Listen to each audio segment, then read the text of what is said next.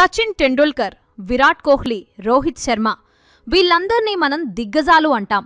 కానీ ఇప్పుడు భారత క్రికెట్లో నెక్స్ట్ బిగ్ థింగ్ ఎవరు అంటే వినిపిస్తున్న పేరు కేవలం ఓ 15 ఏళ్ల కుర్రాడిది. అతనే వైభవ్ సూర్యవంశీ.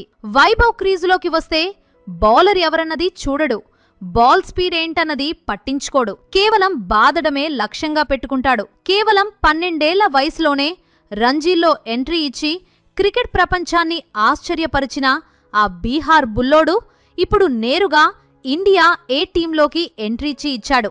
అయితే వైభవ్ ఇండియా తరపున ఏ టీంతో ఆడబోతున్నాడు? 15 ఏళ్ల కుర్రాడికి అప్పుడే ఎలా ఛాన్స్ ఇచ్చాడు? ఆ టీంకు కెప్టెన్ ఎవరు? వచ్చే వరల్డ్ కప్ కోసమే వైభవ్ని రెడీ చేస్తున్నారా? అసలు గంభీర్ అగార్కర్ల ప్లాన్ ఏంటి అనే విషయాలను ఈ వీడియోలో తెలుసుకుందాం.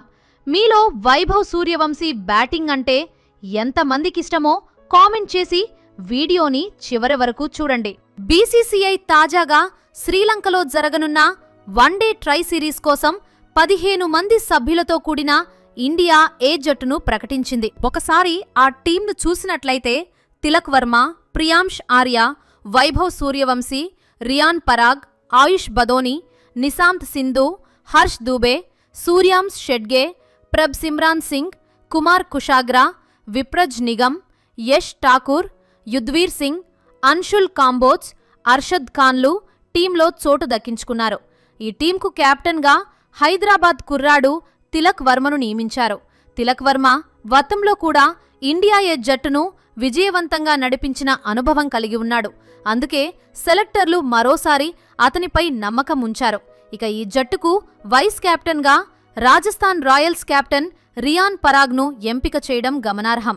ఈ ఎంపికల వెనక బీసీసీఐ ఒక స్పష్టమైన వ్యూహంతో ఉన్నట్లు కనిపిస్తోంది.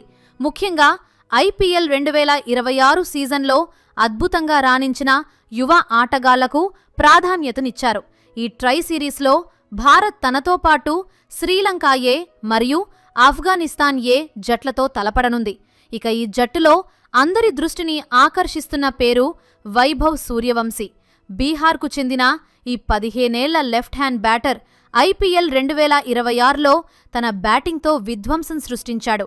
కేవలం 11 మ్యాచ్లోనే 440 రన్స్ స్కోర్ చేసి సెలెక్టర్ల దృష్టిని ఆకర్షించాడు.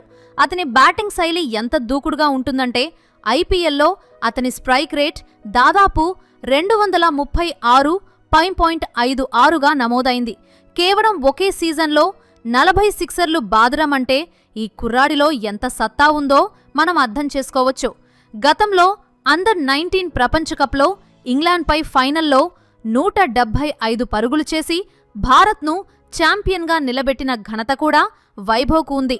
జస్ప్రీత్ బుమ్రా, భువనేశ్వర్ కుమార్ వంటి మేటి బౌలర్లను సైతం ఎదుర్కొని సిక్సర్లు బాదడం అతనికి వెన్నతో పెట్టిన విద్యగా మారింది. మీకొకటి తెలుసా? వైభవ్ సూర్యవంశీ కేవలం 12 ఏళ్ల వయసులోనే రంజీ ట్రోఫీలో అరంగేట్రం చేసి రికార్డు సృష్టించాడు. సచిన్ టెండూల్కర్ రికార్డును కూడా అతను అధిగమించాడు. అంత చిన్న వయసులో అంతటి ఒత్తిడిని తట్టుకుని ఆడటం నిజంగా విశేషం. అయితే ఇప్పుడతన్ని నేరుగా సీనియర్ జట్టులోకి తీసుకోకుండా ఇండియా ఏ జట్టుకు ఎందుకు పంపారో తెలుసా? సెలెక్టర్లు అతనిని అన్ఇంటర్నేషనల్ రేంజ్కి రెడీ చేసే ముందు ఇండియా ఏ స్థాయిలో అతని నైపుణ్యాన్ని మరోసారి పరీక్షించాలనుకుంటున్నారు. ఒకవేళ శ్రీలంకలో అతను రాణిస్తే త్వరలోనే జరగబోయే యూకే పర్యటనలో సీనియర్ జట్టులో చోటు దక్కించుకునే అవకాశం ఉంది. కానీ ఇక్కడే ఒక చిన్న ట్విస్ట్ ఉంది. శ్రీలంక సిరీస్ జూన్ 21న ముగుస్తుంది. మరి ఐర్లాండ్ పర్యటన జూన్ 26న మొదలవుతుంది. ఇంత తక్కువ సమయంలో ప్రయాణం చేయడం కొంచెం కష్టమే కాబట్టి సీనియర్ డెబ్యూ కొంచెం ఆలస్యం కావచ్చని విశ్లేషకులు భావిస్తున్నారు. ఈ జట్టులో వైభవ్తో పాటు మరికొంతమంది ప్రతిభావంతులైన ఆటగాళ్లున్నారు. ముఖ్యంగా పేస్ బౌలింగ్ విభాగంలో భారీ మార్పులు కనిపిస్తున్నాయి. జమ్మూ కాశ్మీర్కు చెందిన ఫాస్ట్ బౌలర్ యుద్వీర్ సింగ్ చారక్ ఈ జట్టులో చోటు సంపాదించుకున్నాడు. గంటకు 140 నుండి 145 కిలోమీటర్ల స్పీడ్తో బౌలింగ్ చేయగల సామర్థ్యం యుద్వీర్ సొంతం. అతనితో పాటు యష్ ఠాకూర్, అర్షద్ ఖాన్, అన్షుల్ కాంబోజ్ వంటి యువ పేసర్లు కూడా ఉన్నారు.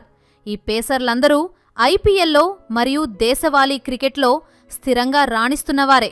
భవిష్యత్తులో భారత సీనియర్ జట్టు పేస్ దళాన్ని బలోపేతం చేయడానికి వీరిని సిద్ధం చేస్తున్నట్లు కనిపిస్తోంది. ఇక బ్యాటింగ్ విషయానికి వస్తే ఢిల్లీకి చెందిన ప్రియాంష్ ఆర్య గురించి ప్రత్యేకంగా చెప్పుకోవాలి. పవర్ ప్లేలో విధ్వంసకర బ్యాటింగ్ చేయడంలో ప్రియాంష్ సిద్ధహస్తుడు. అలాగే Punjab Kings wicket keeper batter Prabhsimran Singh, Ayush Badoni, Nishant Sindhu వంటి ఆటగాళ్లు కూడా జట్టుకు బలాన్ని ఇస్తున్నారు. వికెట్ కీపింగ్ బాధ్యతలను ప్రభ్జిమ్రాన్ సింగ్తో పాటు కుమార్ కుషాగ్రా పంచుకోనున్నారు. స్పిన్ విభాగంలో హర్ష్ దూబే, సూర్యాం షెడ్గే మరియు విప్రజ్ నిగమ్ వంటి వారు కీలక పాత్ర పోషించనున్నారు. ఈ జట్టు సగటు వయసు కేవలం 23 ఏళ్లు మాత్రమే ఉండటం విశేషం. ఇది భవిష్యత్తుపై బీసీసీఐకి ఉన్న నమ్మకాన్ని తెలియజేస్తుంది. ఈ శ్రీలంక పర్యటన షెడ్యూల్ విషయానికి వస్తే జూన్ 9వ తేదీన దంబుల్లాలో భారత్ మరియు శ్రీలంక ఏ జట్ల మధ్య తొలి మ్యాచ్ జరగనుంది. ఆ తర్వాత జూన్ 11న ఆఫ్ఘనిస్తాన్ ఏతో భారత్ తలపడుతుంది. ప్రతి జట్టు ఇతర జట్లతో 2 సార్లు తలపడే డబుల్ రౌండ్ రాబిన్ ఫార్మాట్లో ఈ టోర్నీ సాగుతుంది. పాయింట్ల పట్టికలో మొదటి 2 స్థానాల్లో నిలిచిన జట్లు జూన్ 21న జరిగే ఫైనల్లో తలపడతాయి. ఈ వైట్ బాల్ సిరీస్ ముగిసిన తర్వాత భారత్ ఏ జట్టు గాలేలో 2 మల్టీడే మ్యాచ్లు కూడా ఆడనుంది. రెడ్ బాల్ మ్యాచ్ల కోసం జట్టును తర్వాత ప్రకటిస్తామని బీసీసీఐ తెలిపింది. ఇండియా ఏ జట్టు కేవలం ఒక ద్వితీయ శ్రేణి జట్టు మాత్రమే కాదు, ఇది భారత జాతీయ జట్టుకు ఒక పునాది వంటిది. 1992లో స్థాపించబడిన ఈ జట్టు ద్వారా ఎందరో మహానుభావులు భారత క్రికెట్లోకి అడుగుపెట్టారు. ప్రస్తుతం హృషికేశ్ కనిత్కర్ ప్రధాన కోచ్గా వ్యవహరిస్తున్న ఈ జట్టులో Sairaj Bahutule spin bowling coach, Troy Cooley fast bowling coach చేస్తూ ఆటగాళ్లను తీర్చిదిద్దుతున్నారు. ఇండియా విజయాలత చరిత్ర కూడా చాలా గొప్పది. వీరు ఎన్నోసార్లు ఛాలెంజర్ ట్రోఫీని గెలుచుకున్నారు మరియు 2024లో దులీప్ ట్రోఫీని కూడా కైవసం చేసుకున్నారు. అందుకే ఈ శ్రీలంక పర్యటన మన యువ ఆటగాళ్లకు ఒక గొప్ప లెర్నింగ్ ఎక్స్పీరియన్స్ కానుంది. ఇక వైభవ్ సూర్యవంశీ గురించి రాహుల్ ద్రవిడ్ ఒక ఆసక్తికరమైన విషయం చెప్పారు. నెట్స్లో ఈ 15 ఏళ్ల కుర్రారిని ఎలా ఎదుర్కోవాలి అని సీనియర్ బౌలర్లు సైతం చర్చించుకుంటున్నారట. రాజస్థాన్ రాయల్స్ యజమాని కూడా వైభవ్ ప్రతిభను చూసి ఆశ్చర్యం వ్యక్తం చేశారు.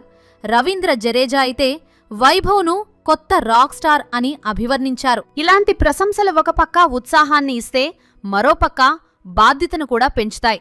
శ్రీలంకలో పరిస్థితులు స్పిన్ బౌలింగ్కు అనుకూలంగా ఉంటాయి కాబట్టి వైభవ్ మరియు ఇతర బ్యాటర్లు అక్కడ తమ టెక్నిక్ను నిరూపించుకోవాల్సి ఉంటుంది. ఈ సిరీస్ కేవలం పరుగులు సాధించడమే కాదు, మానసిక దృఢత్వాన్ని పరీక్షించుకునే ఒక వేదిక. అయితే క్రికెట్ ప్రపంచంలో బాధ్యత అనేది కేవలం ఆటగాళ్లకే కాదు, ప్రతి రంగంలోనూ అది చాలా ముఖ్యం. మన యువ క్రికెటర్లు కూడా అదే క్రమశిక్షణతో ముందుకు సాగాలని మనం కోరుకుందాం. యుధ్వీర్ సింగ్ వంటి ఆటగాళ్లు తమ రాష్ట్రం కోసం పడ్డ కష్టం నేడు వారిని ఈ స్థాయికి చేర్చింది.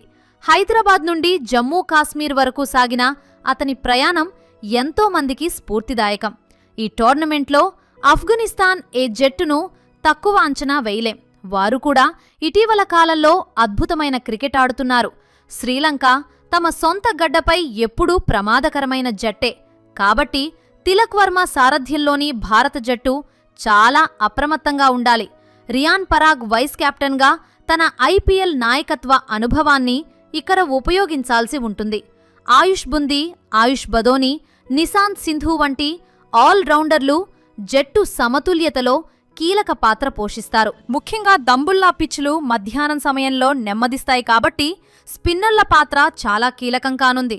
ముగింపులో చెప్పాలంటే ఈ ఇండియా ఏ శ్రీలంక పర్యటన భారత క్రికెట్ భవిష్యత్తును నిర్ణయించే ఒక కీలక ఘట్టం.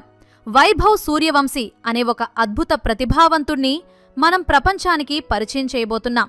ఒకవేళ అతను ఈ సిరీస్లో ఆశించిన స్థాయిలో రాణిస్తే 2027 వన్డే ప్రపంచకప్ నాటికి భారత జట్టులో ఒక శాశ్వత స్థానాన్ని సంపాదించుకునే అవకాశముంది.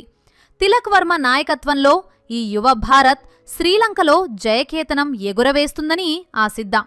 సో ఇది ఫ్రెండ్స్, ఈ వీడియో మీకెలా అనిపించిందో కామెంట్ చేసి ఇలాంటి మరెన్నో ఇంట్రెస్టింగ్ వీడియోస్ కోసం మా ఛానల్ని సబ్స్క్రైబ్ చేసుకోండి.